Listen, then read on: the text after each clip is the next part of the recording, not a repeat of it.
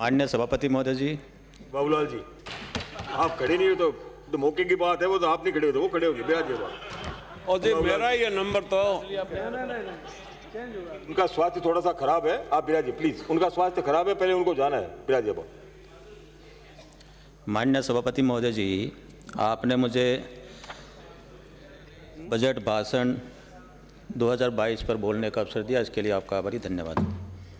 सभापति महोदय जी, काफ़ी कार्यकर्ताओं ने बजट की प्रशंसा भी की है और काफ़ी विधायकों ने इसकी आलोचना भी की है।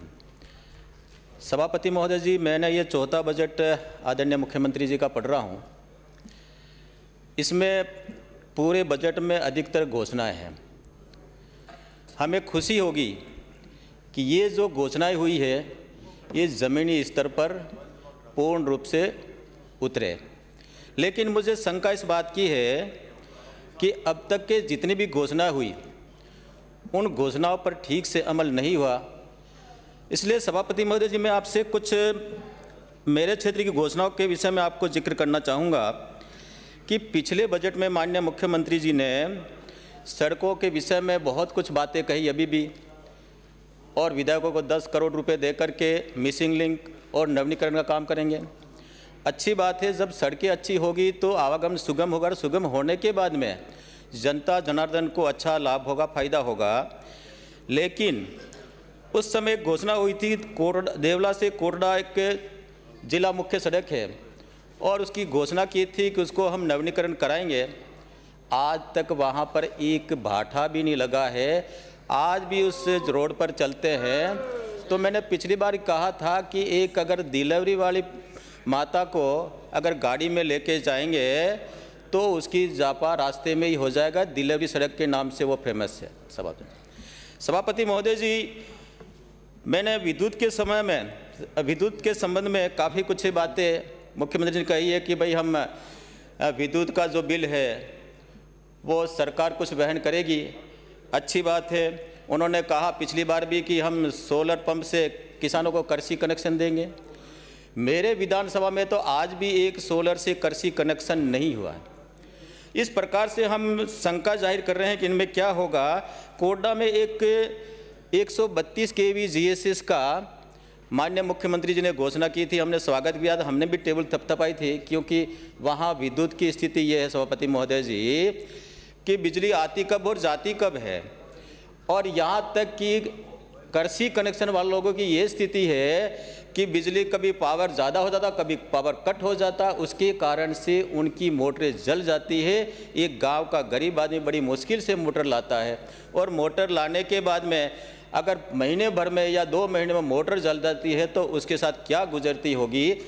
और उसके बाद में जो GSS की घोषणा हुई थी, आज केवल और केवल बाउंड्री बन करके वो वहाँ खड़ी है। आज तक भी GSS की कोई प्रगति नहीं हुई है सभापति महोदय जी।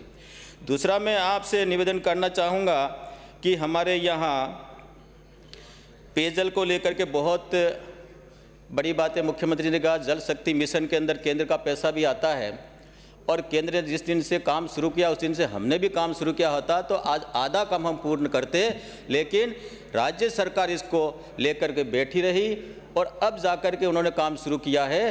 तो जब 2024 में हम संपूर्ण लोगों को शुद्ध पेयजल करने का प्रधानमंत्री जी का सपना है, वो किस प्रकार से पूरा होगा ये मुझे लगता नहीं है। अभी मुख्यमंत्री जी ने 2 घोषणाएं कोटड़ा के लिए किए सभापति महोदय जी। मुझे दुख के साथ कहना पड़ता है कि कोटड़ा में पानी बहुत बरसता है और हम सौभाग्यशाली के क्षेत्र में हम पैदा हुए हैं और वहाँ पर 2 बांधों की घोषणा हुई है, एक साबरमती में, सांडमारिया में और एक बूजा में। मैं आपसे प्रार्थना करना चाहता हूँ सभापति महोदय जी, ये पानी सारा का सारा पेयजल स्कीम के लिए जोधपुर संभाग में जाएगा। मैं ये कहना चाहता हूँ आप अपने इस मंच के मार्फत से कि वहाँ का व्यक्ति 3 पंचायतें प्रभावित होगी ये साबरमती जो बांध बनाएंगे इसमें, और जो भूजा में बनाएंगे उसमें 2 पंचायतें प्रभावित होती है। वहाँ का किसान, जब किसान की बड़ी बड़ी बातें होती है तो वहाँ का किसान कहाँ जा कर के अपना गुजर करेगा, ये एक सवाल हमारे सामने खड़ा है।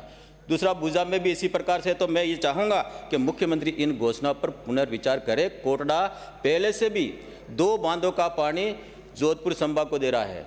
सई डैम जोधपुर में जाता है, काली बोर बना वो जोधपुर जाता है। तो हमारा बड़ा मन है, लेकिन इस प्रकार से ये लोग विस्थापित होंगे, इनका पुनर्वास कहाँ होगा। इसलिए मेरा आपसे आपके मार्फत से निवेदन है कि इन पर विचार किया जाना चाहिए। जिस प्रकार से युवाओं को रोजगार के संबंध में बातें कही, मुख्यमंत्री ने अभी इस बजट में कहा था कि भाई हम जो युवा टैलेंट हैं और कोचिंग करना चाहते हैं उनको दिल्ली में उदयपुर हाउस में हम उनको 250 कमरों की कोचिंग के लिए उनको रिजर्व रखेंगे और वहाँ कराएंगे। मैं अब पूछना चाहता हूँ कि आज 4 साल हो गए, उस आदिवासी क्षेत्र में गांव का आदमी पढ़ना चाहता है, प्राइवेट कोचिंगों में जाता है। पिछली बार भी मैंने कहा कि प्राइवेट कोचिंगों में आप उन लड़कों को कोचिंग कराइए और अपने जनजाति विभाग से पैसा दीजिए, तो वो लड़का वहाँ से क्वालिटी से पास होगा और आगे बढ़ेगा।